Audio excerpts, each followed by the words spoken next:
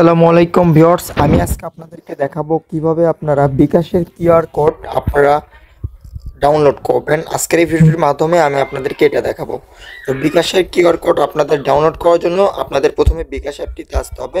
তো বিকাশ অ্যাপটিতে আসার পর আপনারা অনেকে হয়তো চান যে আপনাদের বিকাশে অনেকেও টাকা পাঠাক ক্যাশ আউটের মাধ্যমে বা এর মাধ্যমে, সেক্ষেত্রে আপনাদের বিকাশের নিজস্ব একটি কিউআর কোড থাকে।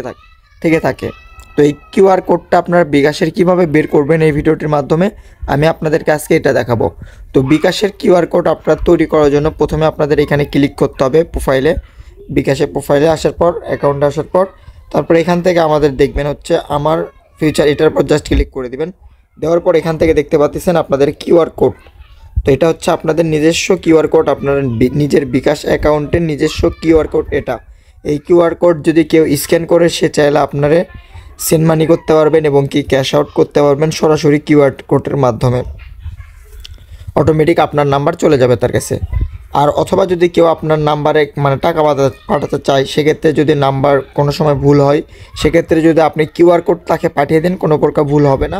তো এই কিউআর কোডটা আপনি কিভাবে ডাউনলোড করবেন, এখানে লেখেন, পাশে দেখেন ডাউনলোড লেখা উঠছে, এটার উপর জাস্ট ক্লিক করবেন। এখানে লেখা দেখতেছেন ফাইল সেভ টু গ্যালারি। তো এখানে কিন্তু এই কিউআর কোডটা ডাউনলোড হয়ে গেছে।